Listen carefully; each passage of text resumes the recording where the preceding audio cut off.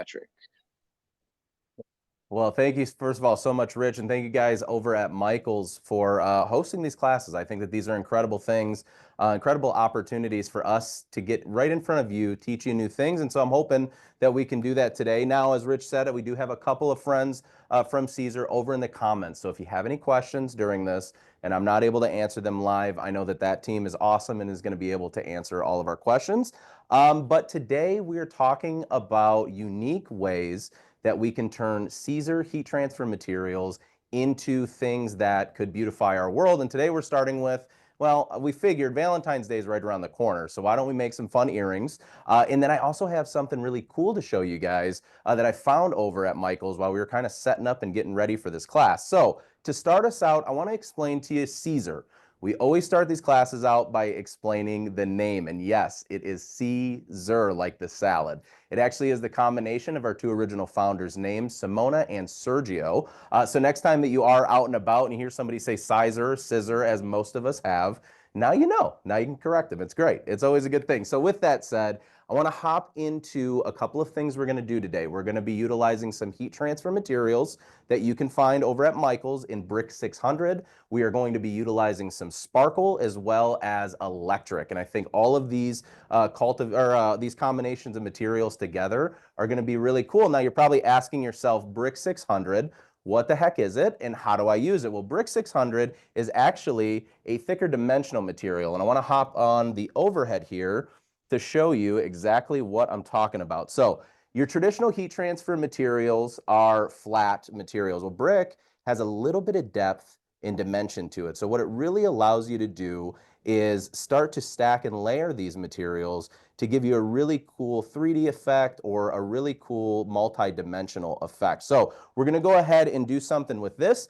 I'm also today going to show you how to use the secret material that I will tell you about once we get to this point. So bear with me, but I will say this starts out as a really, really big item and then it shrinks way down. So some of you may know what I'm talking about. And to top it all off, what I really want to show you guys is how to make custom packaging. So we picked up some cardstock over at our friends at Michael's and we were able to actually utilize some of these materials so that we could actually create a custom package. So we're going to do a little bit of all of these today. And what I'm using today is I'm going to be using the Siser Juliet high definition cutting machine as well as Leonardo Design Studio, which are two things that we have here at Siser that we've created and we love, love, love. However, if you are watching and you have a Cricut, a Silhouette, a Brother Scan and Cut, or whatever machine and software you prefer to use, all of these are very much accomplishable right around the same way. And as a former Cricut user, or I say as a Cricut user myself and knowing that terminology, we're always going to try to make this simplistic so that you understand exactly what step in the process we're at. So with that said, I'm going to hop right into software and we're going to start actually creating this earring to show you exactly how to do it. So for us in Leonardo, we have a simple text tool, and all I'm going to do is I'm going to find a font, which, you know what, this one I actually kind of like already. So I'm just going to type in, we're going to make those love earrings. So I'm just going to type in L, the V, and the E, all in capital. Bring it on over to my main design page, and I'm going to scale this up just so I can see what I'm working with. So to stack these, I'm going to simply select my design, right-click, and then I'm going to ungroup the paths of this. Now, this just means that all of these elements now are freestanding, and I can kind of manipulate them or move them wherever I want. But because we're going to stack this, I'm going to grab the V and the E together. We're going to go ahead and actually go through our into our paths, weld those two together, and then I'm going to use my arrow keys to simply arrange this so that it's stacked up underneath the L. Okay, so this will give us kind of the start of our design that we're making today. And I'm going to go ahead and highlight all of these together, and I'm going to align them all left. And what this is going to allow me to do is just get a really nice clean line between the top and the bottom row, just so I can make this a little more efficient. And the next step is inside your software of choice, find those shape tools, grab yourself a heart, and you can kind of scale this and play with however big or however small you want this to be, just until it kind of fits what you're looking for. And just because I would say I'm a little crooked sometimes when I design, I'm going to actually move that over because I kind of like the look of a stacked heart the way that I have it. So I'm going to go ahead and just align the left side, make sure that that right side's aligned, make sure that I'm welding or grouping in your software of choice. By most of us know it as Control G to group our designs together. Make sure that everything's kind of centered. And this right here is the base of my earring. So kind of going back to the overhead here, this is going to be the red portion of my earring that you see, okay? So what we still have to figure out is we have to add a bigger contour to the back so that we can have the white border as well as a little eye that the earring can actually fit into, so we can make this a well-rounded project. So jumping back into Leonardo and into your software of choice, you're just gonna find your software's contour option. For us, we've made it really simple by going down to the Build Contour menu. From here, you can make your designs either a print then cut type file, or we can utilize that contour tool and in real time kind of scale this up until we're really comfortable with, I always say, the outside boundary. So I'm always focused on how much of that border is showing. And because we're making earrings, we want it to be a little larger than we probably normally would in a normal scenario. So I'm just going to go ahead, scale those way up here. And as you can see, I'm starting to fill in some of those spots or those holes along the way. And like right now we have this little spot. Now, I'm comfortable with how big the scaling is around, or how big this contour is around my design, but I still have some little pieces to clean up. So I'm going to show you how to do this really easily, no matter what software you're using. So in Leonardo, I'm going to hit apply, which now I have my back contour, which I'll change the color to make it a little easier to see. And then I have the red in my design, which is going to be, will be represented by this white. So with that, all I'm going to do is I want to zoom in just a little bit to those gaps in those spaces that I need to fill in. And I'm going to use simple shapes to kind of do all the work for me. Now, it doesn't matter how many shapes that you actually add in here, but what we're really just trying to do is efficiently fill in all of those holes and those gaps to obviously give us a solid contour all the way around this design. Now, once I have all my shapes together, I'm going to simply select, and in any software that you're using, hold down Shift and then select all of your elements together that you want to weld, including that back contour. And then I'm going to simply hit weld or Control W in most of your software. Now, as you see on my software, what ends up happening is that back layer becomes the front layer, letting you know that it is all welded together. So I'll simply go to my background and foreground tools and bring that back to the background. So now you can see the structure of my design is starting to come into place. And all I'm going to do is I'm going to simply grab some more of these shapes. And again, I'm going to try to fill in the gaps wherever I can see them, trying not to overlap my top layer. Now, a much simpler way to do this would be to simply remove my top layer, and then I can kind of fill in as large as I want with those shapes. I can fill in all of these little gaps. So that's good spacing on the bottom. I'm okay with this little edge here. I'm going to actually duplicate this shape, and I'm going to turn it sideways, and I'm going to kind of fit it in. Whoops, grab the wrong element. There we go. And I'm going to kind of fill this in to fill in my shape a little bit more. And just so you guys know at home, when we're utilizing a heat transfer material or any type of materials that we commonly don't use for these types of methods, it's always good to give yourself a little bit more structure than you think you need. So as you can see, I'm not leaving huge cavities or huge gaps in my design. I'm kind of filling all of those in because I want to ensure that this earring has structure to it. I want to ensure that, obviously we're making this and it's great to make for a one-time use, but we want these things to last forever, right? And that's what heat transfer allows us to do. So I'm going to go ahead and grab one more shape here to fill in some of that E, weld those two pieces together, and then now I have the basic shape or the background or that white layer of my actual earring that we're going to be creating today. So now I can simply bring in the front or the foreground. I'm going to bring that back to the front of our design itself, or the front layer.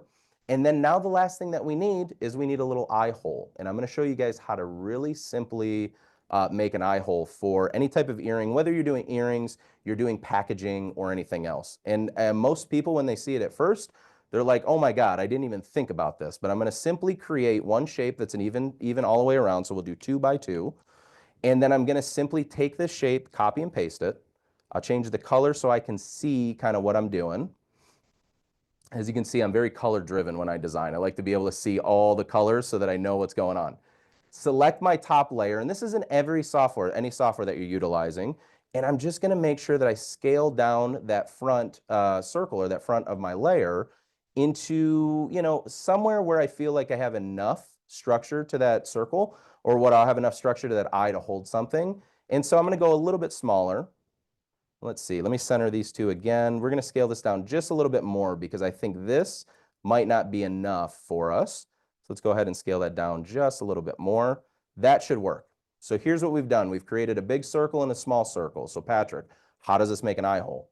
Simply select both parts of your design, go down to your software's welding tools or removing tools or erasing tools, and simply hit your remove front or your slice out tool, which will then create a cavity inside of your circle. Now, a really simple way to do it as well, inside Leonardo, we've made it very convenient to have eraser tools where we can use either a square style nib or a circular style nib. So I can basically grow and scale up that eraser tool about the size of this circle or as close as I can to it, somewhere around there. And then I can simply find the center of this circle, the top circle, and hit and click it once. Oops. Go ahead and select what I want to actually erase. There we go. Okay. Go ahead in the center of that circle, hit click, and then now I've done the exact same thing. So there's two different ways you can do it. I feel like the first way is just this more simplistic way, because most of us have a remove front or some type of removal tool in our software of choice. So again, I'm going to do that. Go ahead and remove that, and now we have our little eye hole. So next step is, and one of the very last steps in actually creating these in software, and we are a couple minutes into this class right now, and I've showed you how to basically make an earring from start to finish. So really, really fast, really efficient, depending on, your design style. So I'll go ahead and I'm going to kind of pick strategically where I want this to actually land on my earring. I always say to people, when we are designing this way, it is dealer's choice. Some of you might want the love to hang down. Some of you might want it to be a little bit crooked. It's all dependent on your choice. For me, I try to find the most efficient way to have, again, structure to these because I want them to last a long, long time. So we'll go ahead back in software, and I'm going to actually take this circle and we're going to bring it over to the heart. I feel like this heart will be a little bit bulkier, so it'll hold some of the weight of the earring, and or if the earring gets snagged on anything, it'll be really easy, I think, to work with here. So with that said, let's go ahead and scale this down just a little bit.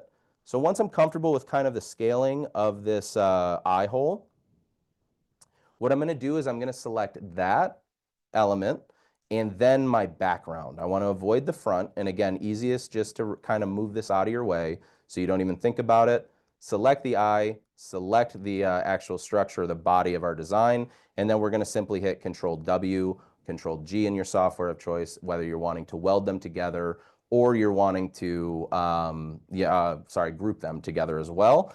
So with that said, I now have the structure of my earring, and we're going to actually change this love to red, which I utilize in Leonardo pretty easily from our color palette, bring that to the front, and now we've just created these earrings in real time.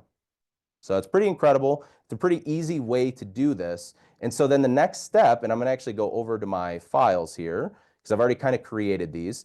As you can see with these two earrings that I've made, and I'll scale in just a little bit more so you can see it, we have a couple of different things that are going on at one time. Number one, we are working with heat transfer material. So we have to go adhesive to adhesive so that we have a really clean bond, and this will last a long time. So as you can see in this design, I simply took my main design that I created and I duplicated that design and then mirrored it. So one of the cool things about heat transfer vinyl that you guys know is that typically when you're creating with heat transfer, you're cutting your design mirrored so that when you go ahead and flip it on over, it's readable, it's the right way. Well, we're actually kind of doing a little bit of the opposite of that. We don't have to mirror this because, again, we've already made a mirrored copy, so we can actually cut this all as one, which is really cool. So I'm going to go ahead now in my software. I'm just going to grab my full design, the front and the back of this one singular earring, and I'm going to go to the Send Design page,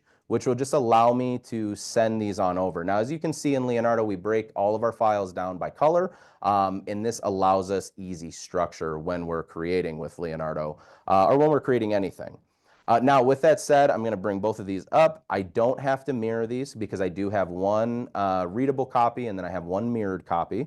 But what I might want to do for this is I might want to add a weed box. And what a weed box is, for anybody that doesn't know, a weed box is simply a box around your design. So if I were to multiply this design, I can now create some of these for myself, and then I can go ahead and save some for later if I don't want to cut them. Or I mean, I don't want to weed them right away. But for the sake of this, we're not going to worry about any of that. We're just worried about cutting this one time. So now what I'm going to do for everybody out there is I'm going to actually hop on over to the Juliet. And we're going to load up the first part of our design. Now, I indicated it in black in the software itself, but what I'm going to utilize is my white brick 600. So I'll go ahead on the Juliet, bring up the pinch wheels, load in my material, and this machine is super, super fast and efficient because you can simply load your materials, has a full LED touch panel, and the benefit of the Romeo and the Juliet high definition cutters is that you can actually test out your cut settings right within the user interface. So I'm going to go down to what I believe is roughly the brick 600. Cut force, which on the Juliet or the Romeo is around 30 to 35. If you're utilizing a Cricut or a Silhouette, you want to go higher than what your standard like iron-on material or standard cut would be, because it does require a little bit deeper cut into the material so that you can obviously clear all of the material down to the carrier.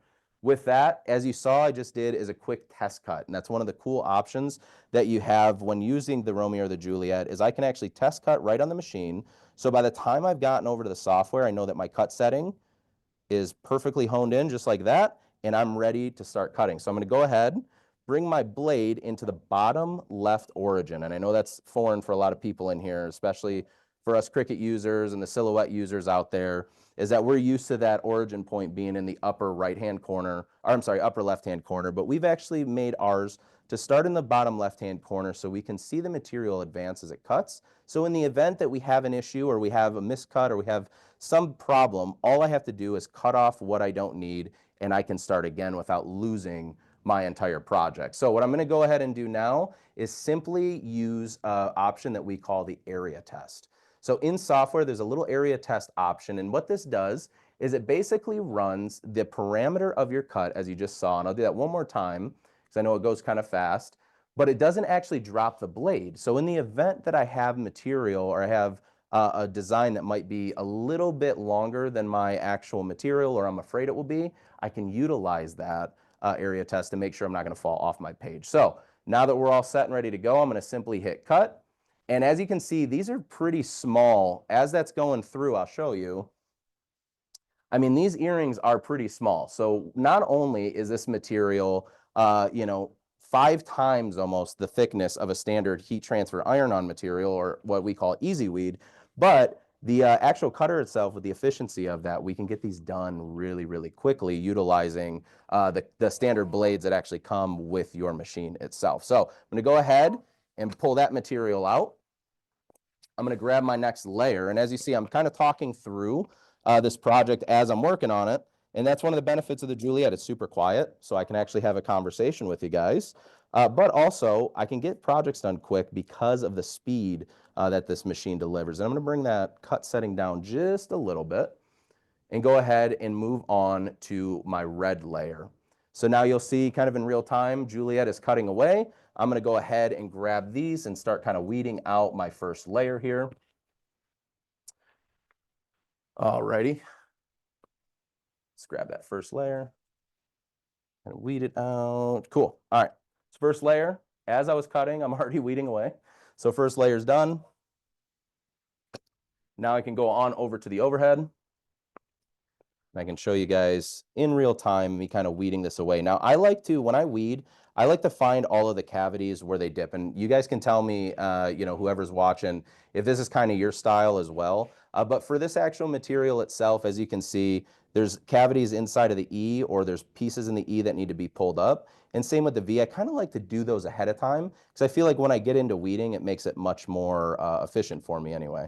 So I'm going to go ahead and weed those little tiny pieces out, and now it makes peeling super, super simple. And as you can see, this material weeds beautifully, and it's also super thick. I always tell people, if you ever know like a Nike logo, kind of that silicone type material. That's exactly what Brick 600 feels like, and actually it acts like quite a bit. So next step is the fun step. We're going to talk about the application and actually putting these pieces together. So I know you guys are like, hey, Patrick, we know how to design.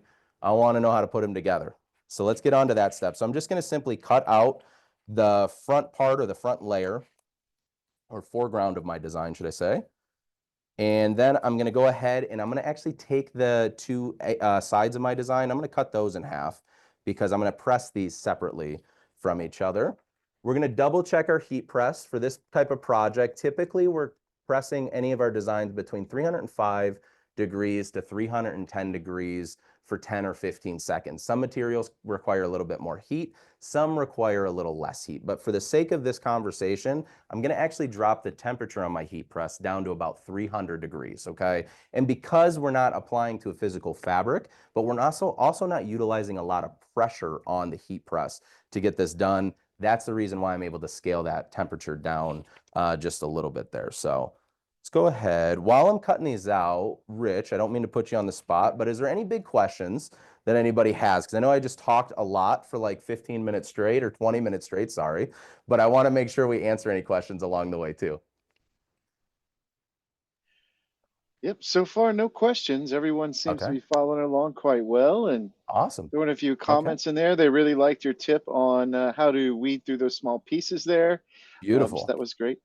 Maya has a question. She's wondering, what's your favorite material to work with? Uh, Hi, Maya. That's my boss. She's also in the comments, so bother her, people. I will tell you, everybody kind of knows upstairs already at Caesar, but I love brick. I really, really like Brick 600. I love the feel of it, hence why I make a lot of things with brick.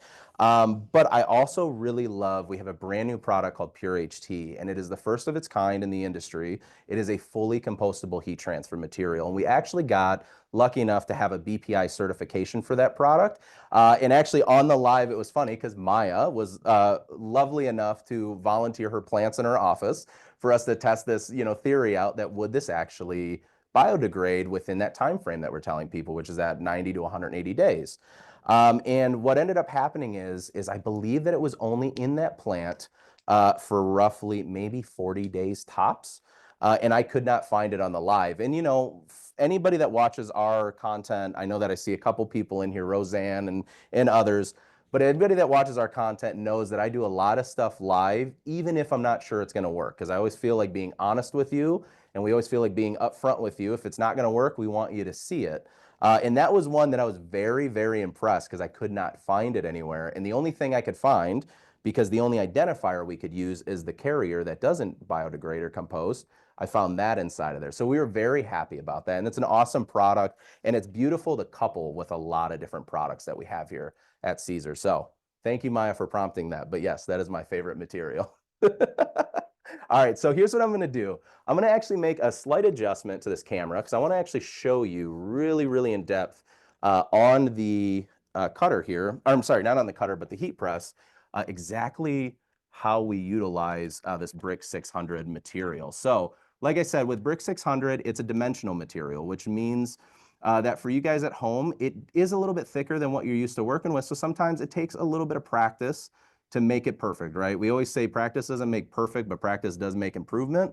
And with brick, that is one that you just got to try it and play with it a couple of different times. So make sure that you're going over to Michael's, pick up your Brick 600, at your earliest convenience, try this stuff out. So let's see if my camera skills are as good as I think. There we go. We got a little piece of the press that we're working with. And I want to show you guys really how small these pieces are that we're working with, and then also show you kind of the scale of what Brick 600 is and what Brick 600 can look like. So there you go. You can get a lot more of that depth and dimension out of there, and you can really see it. There we go. So anyways, what I'm going to go ahead and do is I have my brick layer. Here's layer 1 and here's layer 2. Okay, here's the most important part of this is sometimes with heat transfer materials, you might have a little bit of seepage of like your adhesive. Okay, and that's just very normal, especially depending on what kind of pressure settings you actually utilize on your press. So I always recommend a Teflon style cover sheet, okay?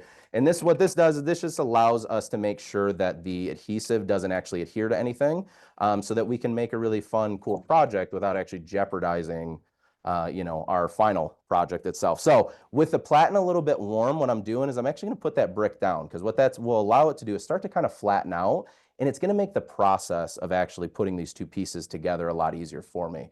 Another alternative, though, that you can utilize if for whatever reason this doesn't work out, is you can actually use some heat tape. In Siser, we do have heat tape also available. At Michael's, it's this little red tape, really, really fancy schmancy stuff. And I can go ahead and make sure that both of my layers stay down and utilize that Teflon sheet to kind of hold everything in place. Now, to clarify, this material, the bottom piece, is the backside of my earring. So the adhesive is facing up, and then the piece that I'm actually going to apply to it to kind of double these brick layers is actually the adhesive is facing down. So on this earring, we're going adhesive to make sure that we get a really, really solid application. Now, I always tell people cover sheets are king when it comes to heat transfer materials. We just don't want to ruin our press or our environment, so always cover it up. Give it a tiny, tiny little press. We don't need a lot. And because we're utilizing a heat transfer material and we're not looking to really adhere this to a fabric, is we only need about 6 or 7 seconds to really make this thing work. So let's go ahead and peel that off. And then you can see right there, let me peel the tape off here. And we're going to actually save that tape for the next piece of the application, but there you go. So now you can see the structure. Oops, there we go. Now we're in frame here. Now you can see really the structure of that earring already start to take place. So now let's go ahead and let's start putting on the back and the front side. So I'm going to actually do the back side first, which is in reverse. Again, using my heat tape. Actually, we'll put this right here so you guys can see. I'm just going to simply take that heat tape and put it across my top layer. And now I can easily transfer that on over. Let's just make sure that fits in place.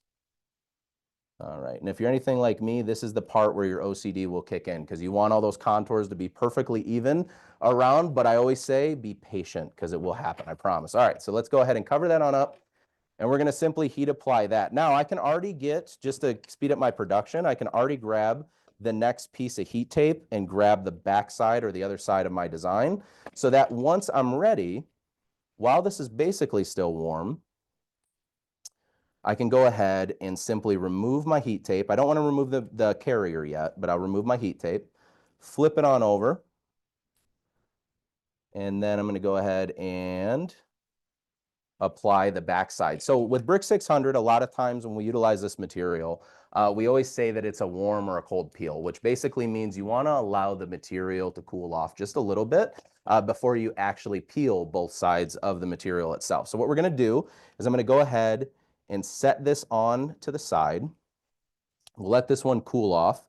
And then what we're going to do is back inside Leonardo, I kind of started making a fun little packaging that could go with this.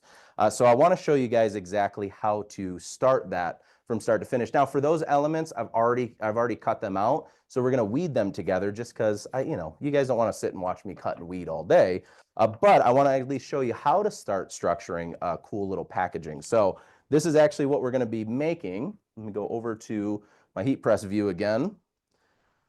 We'll be making, as I like to call here at Siser, a fancy schmancy packaging that we can actually utilize not only to give to a loved one during a fancy holiday, but if you are a business owner, this is also a great way for you to start branding your business. Whether your business logo goes up here or you utilize something like a heart to really identify the significance of your packaging, remember, this is what people remember. Somebody might ask them where they got their earrings from, and they may say, oh yeah, I got it from so-and-so company, or I got it from so-and-so company. But this branding, the packaging that you put in, that is what people will always remember, and that's the first welcome mat basically to your business at home. So if you are a DIY enthusiast and you're looking to elevate and become a business owner or start a business, packaging, think about it. Think strategically. Think about what you buy all the time. How many times you see some packaging that you're like, it doesn't look great. So it kind of turns you off from the product. So this is a great step. So we're going to go back into Leonardo. And I'm going to go picture in picture just because I don't think you guys have had a chance to see me enough yet. But we're going to go back to our designs, and we're basically going to replicate this packaging that I've done so far. So I'm going to bring up a new tab, which is a cool part of Leonardo Design Studio. You can actually create multiple designs from multiple tabs across your world. So it makes it really easy to work with. But inside Leonardo, we have an awesome tool that is a rounded rectangle. So we can actually go into Leonardo, select that rounded rectangle, build out the packaging to you know, a 2.5 by 3-inch package. And I can actually adjust my corner radius depending on if I want a more modern look or I want a more classic look in, you know, your straight 90-degree edges. So with that, this is simply the basic structure of my packaging, okay? And I'm going to start changing the colors here because I feel like the white on the gray doesn't translate as great as we want it to be. So let's go, there we go. That's easy to see. So I can start adding any elements. What's really important in the fact that we're making an earring, number one, is making sure that we have somebody or somewhere to put the holes for the earrings themselves. So I can make this as simple as grabbing a couple circles like I showed you before, changing those to a size that you're going to feel is appropriate for your design or what you're creating. I'm going to change that color so you can see it scaled on here. Taking those holes and just basically placing them enough apart. And again, I'm showing you the very simplistic way of 101 to start making packaging, and then we'll show you kind of the advance with the little wings and stuff. So I'm just basically going to group these two or weld those two holes together that I want, and I'm going to select my whole design, and I actually want to center this, center, so you can see. So I'll go ahead and center vertically and horizontally, all in just 2 buttons by hitting C and V in Leonardo. And if you're a Cricut or Silhouette user, you just grab your entire design and you can obviously align it appropriately. So with that, the same way that we knocked out the ear hole, I'm sorry, for the earring piece, we're going to do the same. So we'll select our whole design, hit remove front, and now we have 2 very simplistic places that we can hang those earrings. Now, if I want to scale this up and I want to make this a little bit more advanced, what I can actually do is I can grab in my software of choice. Doesn't matter, guys. And that's what I want to make sure that we keep reiterating. Doesn't matter what software you're utilizing. We hope you use Leonardo. But if you're not, this can be done in any software. So don't be intimidated by what I'm showing you. With that, I'm going to go ahead and just highlight this part of my design. I've already grabbed a rectangle. I'm going to simply grab a circle, and I'm going to fit that in the best I can. So the best way to do this is align this horizontally, so you can kind of see, and then I'm going to simply scale this down and kind of fit that into place to where I have more of a rounded off edge to my rectangle. So there we go. So I'm going to hit weld, and I can clean up by just clicking the little eye hole. Let's see. There we go. So now I basically have created one of those wings that we were talking about here in the packaging itself. So now I can kind of put it into place. And again, changing the color so you guys can see, and I can kind of scale this. So what I'm going to do is I'm going to actually scale this on down a little bit to where the actual hole that I created is like somewhere right in the middle of that design. So right about there, okay? Next step is I want to duplicate this. So I need this on both sides, but we want it to be even. So I'm going to go ahead and select one of those wings, Control C, Control V, which is copy and paste. In most of your softwares, Control R is going to be how you rotate your elements of your design. And then I'm just going to work on kind of fitting these in where I think that they're both semi-even, okay? Now, I'm going to take those 2 wings, and again, I'm going to make sure that those are aligned, okay? And then I'm going to weld those 2 together. So the next step is now removing some of the elements of that packaging so that I can fit the wings in there and make sure that they cut appropriately. So I'm going to simply take these 2 elements here, go down to a contour tool, and add a slight vectored contour. Just very, very slightly, not a lot, just enough to have a small gap, okay? I'm going to remove my wings, select my the little spacing or that contour and the packaging, and again, I'm going to hit that remove front. So now I've just knocked out that gap for me, and I'm going to bring these elements right back in.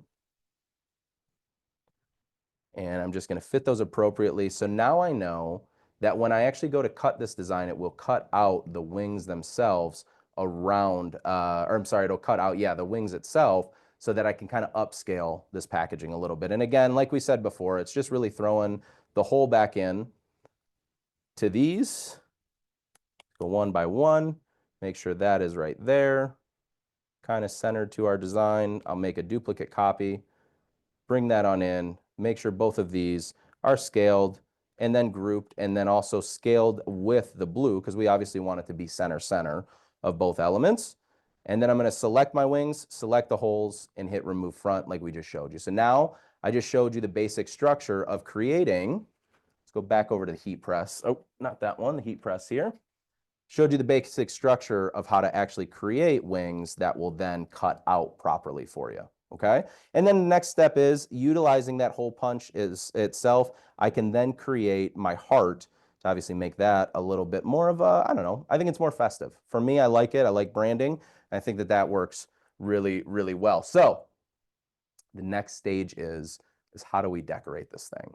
This is the part where I don't show you step by step. And the reason why is the world of decoration and also decorating these kind of things are really up to you. So for example, I'll show you basically how I created the one that I did is I just simply found, and inside Leonardo, we have a great library that you can utilize too, and actually we'll utilize that for our next part of our design, but I'm just gonna type in heart, and we're gonna see what pops up. And I may utilize not just the actual heart itself, but I might use this element because I like one piece of the design, but I don't necessarily need it all. So I'll take this little element that I found of this design, go ahead and ungroup all the paths, remove this part, sorry mom, and remove the little marker. And now I'm using this heart and I can start to kind of scale this around and I can start to manipulate this and make it, you know, more. And I'll show you kind of on the packaging. Once it's scaled, I can change that color to red. And I can kind of copy and paste and start to rotate this design all over here. And then I can add a, you know, collage of different style of hearts, different style of elements to really fill in that packaging. But the most important thing is stick within the boundaries of what you have to work with. And if you have any elements that do fall off of your page, remember to always utilize either a knockout tool or utilize your slice tool to get really close to that edge itself. Thank you so much, Mary. I appreciate you, as always. Okay, so with that, let's get into the next step. I'm going to actually grab, let's see, what do I have? What do I have? Ooh, I have some already pre-weeded. So here is my packaging cover. And you can see I've utilized, actually I used that exact same heart. I've utilized a bunch of different pieces to kind of make this a collage of different hearts. And then as you can see on the edge, I actually have some of the elements that overlapped a little bit. So I was able to knock them out or I was able to slice them. So let's go ahead and actually use this packaging right here. And I can simply make sure that I align my design, always focusing on the edges first, because obviously those are the most important to get that little fake overlap. Perfect. Just like that, done. And here's the cool part about using an EasyWeed electric or any type of EasyWeed type product is I can go ahead and hit this for a few seconds, few short seconds there, and then I can start to already peel that off and not jeopardize actually losing any of those hearts or any of those elements, okay? And the other part that we're gonna use, I'm gonna push this on up a little bit, and I'm gonna do a little tip and trick. Mary, you just gave me a lot of confidence here. So I'm gonna go ahead and actually show you another tip of how I actually weed out really small elements when I am creating different designs. So there's a lot of different methods out there. We always talk about weeding and weeding away from your design, making sure you're weeding into the rounded parts of your cavities, but I do what I call walk weeding, okay? Now we do know with things like this small, typically we're gonna lose some of the elements like the top of the eyes, the dots on eyes and things of that nature. But if we utilize this walk weeding that I'm showing you, it actually helps you to kind of catch those beforehand. So let's go ahead. We're gonna poke just a part of the design. And as you can see, I'm going to simply grab that, and I'm going to walk this from left to right as I'm going through. Now, I already saw that I lost one of the eyes. So what I can do is just simply set this down, put my weeder onto just the one element and poke that element through my material. And that right there will allow it to just hold onto the carrier because remember, we're working with sticky carriers a lot of times. And I can just walk, walk, walk.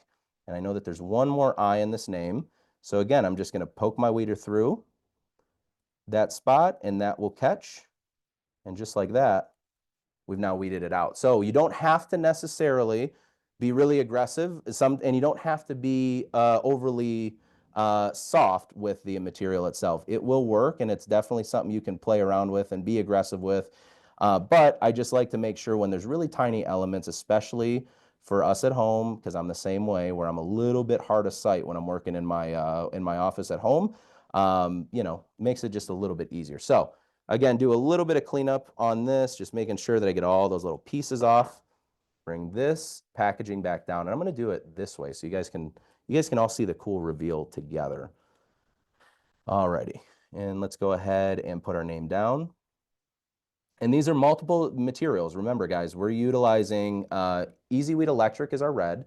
This material that we're actually using, which I love, love, love, is called Siser Sparkle. So you can see it kind of looks like a glitter, but the actual material itself is completely flat. It doesn't have the rigidity of a glitter or that rough feeling of a glitter, if that's something that you're not all that interested in. I love glitter, but I know some people don't. So again, covering it up, because anytime we have any heat transfer exposed, we have opportunities where we might have a little adhesive leak. So we always want to make sure that we cover these up, so we're always protecting our actual heat press. And as you guys know, protecting the heat press, that is the moneymaker, right? We need that. So I'm going to go ahead and let that cook for a couple of seconds. Doesn't have to be the full time either. Pull my packaging off just like that. And then I'm going to go ahead and do, you guys want to see the peel. I know that. I knew even before I started. I knew you guys are going to want to see the peel. So with that, I'm going to take this, peel it off, and then we're done. So right there, we've just made really quick and easy packaging. And now what we can do, so we can take our brand new earrings that we just created. Go ahead and throw one there. And then where's my other one at here? I know I'm not wearing it, so, okay, there we go. Perfect. And just like that, we've now created our own packaging and our own custom earrings. Oh, and I forgot, we still need to weed this out so I can prove to you this works. So let me go ahead and peel that off, the top part. Peel that bottom part off. And if you go over to Michael's, especially on michaels.com is where I found them, they have an awesome package of already made earring, hooks. There's also long stem hooks as well in there, and there's a ton of different ones. But what I'd love to show you guys too is some of the other ways that we've been able to create these really cool earrings as well. So these are actually from Anna that's in the comments. She's made these. These are some of our holographic material, and then utilizing more of fabric like faux leather to actually create those earrings, all made with the Romeo and Juliet, all cut really, really efficiently. There's another beautiful pair here that Stephanie over at Siser has made, which I love this style as well. I think this is really cool. As somebody that doesn't wear earrings, should I say, I don't wear them personally, but I love the way that these actually turned out, utilizing faux leather, some one of our easy patterns, and then also some glitter and some EasyWeed, all made this look really, really, really cool. So that is the world of making earrings and also branding your own packaging. But I found something really fun when I was at Michael's, kind of preparing for this class and finding inspiration for what I wanted to teach. And I know most people are familiar with shrink material, or there's a bunch of different brands out there, so I don't want to say brand specific. I'll tell you that the brand that I used for this project, wherever it ran to, oh, I think it's right down here. And then I had, oh, right here. Here we go. So I found this stuff, and I was always looking for a way to create these earrings, utilize the power of print then cut on the Romeo and the Juliet, which is going to be in one of the next Michael classes, showing you all of these fun techniques. We're also going to show you print and cut as well. So make sure that you're looking for all of the Siser classes. I know Stephanie is teaching a great class next month. And then the following month, I'll be back with one of our main graphic designers, does an awesome job, Cortez, coming up and showing you all the new cool fun techniques that we've been playing around with. But this stuff is called shrink film. This is an inkjet printable material, so it just works in a regular desktop printer. Found this at Michael's. I thought that this was awesome because this is the first material of this kind that I've played with that feels more like paper than it does plastic. And I know a lot of the other shrinkable materials and stuff might have more of a plasticky feel. This feels really great. Same with Shrinky Dinks, has a great feel and thinness to their material, which is great when you're utilizing this step. But I want to just show you the end result because I wasn't going to bring the heat way up to 400 and all that stuff. But this design itself, and I'll go back over to heat press. Let's see, right there. This design itself, and I'm just going to put this right here, was actually made with that shrinkable material. Now, here's the funny part, and this is the part that I love about crafting, is like when I get totally stunned or stumped. This actually started out at that size, which is pretty incredible. So with this shrink material, what's really cool about it is it presses, or it prints right from your home desktop printer, okay? And then it actually goes down to about, scales about 20%. So it goes down about 20%. Now, I do know that there's a comment in there right now of heat gun or oven. Here's what I'll tell you. On here, the instructions are oven or heat gun, okay? What I will say is that I was actually able to press out what I just showed you using the heat press. Now, the reason why I'm not showing it all right now is I want to actually do a step-by-step tutorial for you guys on that whole process, because I thought that this was really incredible. I thought it was an awesome thing to show. So make sure that you're following along on all Siser platforms, because we're going to have some more content. But this was a really, really cool material. I just had to show that one to you guys, because the fact that I was able to print out about 6 or 7 of these on one sheet and utilizing the minimal margins inside Leonardo, that really made it super efficient for me to kind of nest all of these together. And then I was able to cut them out using the registration marks that Leonardo puts on your page so that you can cut it out on your Juliet. But the best part was that when I actually shrunk them down, I mean, they're really quick, convenient, full color ways to create these things. So whether you're looking to use heat transfer materials to create earrings step by step, which, I mean, these things, being that they feel a little bit more, again, like that silicone, meaning that they feel a little bit more like silicone. I feel like they have quite a bit of durability to them. We also have a great video over on our YouTube of how to use Brick 600, same method, but making your own custom keychain. So make sure that you're always following along on all Siser platforms. But that concludes the class for today. We've not only showed you all of the awesome materials that you can utilize, showed you how to make some incredible things, especially packaging to just make a well-rounded full project. Whether it's a fun gift for a friend or a family member, or this is something where you're a hobbyist and wanting to make an income for yourself now or in the future, this is an awesome way to get started, and it's very simple and very cost effective. And that's the best part, because remember, we're crafters at the end of the day. We're not trying to blow every single dollar we have on our craft, but most of us do anyway. So go to Michael's, pick yourself up some material, make sure you get yourself some cardstock, try to find the shrink film, which I thought was awesome. And you know, all in all, you're going to be, I think, very, very impressed with what you can come up with at home. I want to just double check and make sure, Rich, do we have any questions? Do we have any comments? I know our team has been answering away, but I just want to make sure if there's any live that we can answer for the audience that we're doing. No live questions. Lots of love, Patrick. They really Awesome. enjoyed today's class and looking forward to Good. the next one, I'm sure. That's beautiful. So next month, just so you guys know, Stephanie here at Siser will be teaching a class. I believe that it is surrounding embroidery as well. There's a little bit of that element in there, so that's going to be really fun. Make sure that you sign up for that, and then I'll see you guys back in a couple months where we're going to be showing you all the new cool techniques, tips, and tricks here from Siser that we've been working on to hopefully elevate your craft, you know, elevate your journey here that we're all on together. So thank you guys so much for the class. Thank you for everybody that's chiming in, that's sharing the love. I know we've had some people over on our main page. Make sure you follow along on all our social platforms at Siser North America everywhere. But until next time, I appreciate you guys.